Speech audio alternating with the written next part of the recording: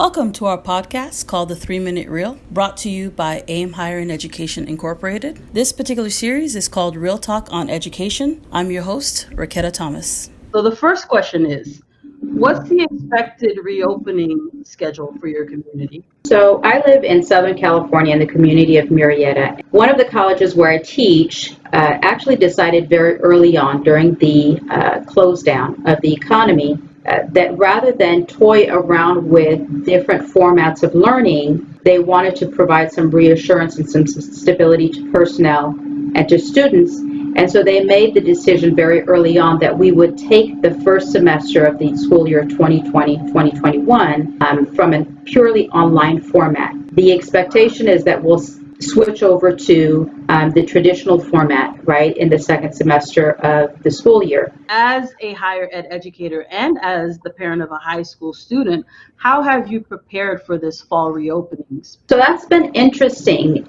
For the school that allowed a decision to be made early on during the shutdown, it made preparation a little bit easier, right? So it actually allowed us to take a deep breath and just kind of say, we know exactly how we need to prepare for the first semester of the new school year. For the other institution where I teach as adjunct faculty, the decision was made at the end of May, early June or so, right? So preparations for me dealt with how well am I? What's the size class that I'm going to deal with, because our caps on students actually increased in order to accommodate more students, whether we would be online or whether we would be face-to-face. When it comes to my daughter as a high schooler, how did we prepare?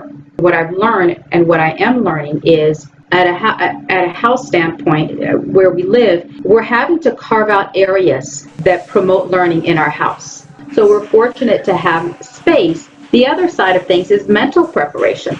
What we're realizing is preparation, be it online or physical or a hybrid format, actually requires a tremendous amount of mental preparedness.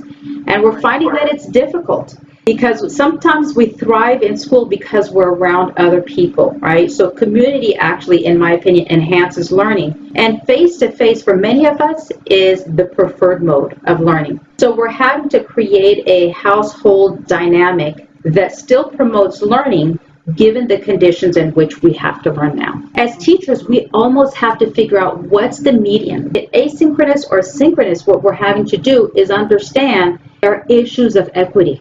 Thank you for listening to our podcast, The 3-Minute Reel. We hope you enjoyed it and that you'll come back and hear the next one.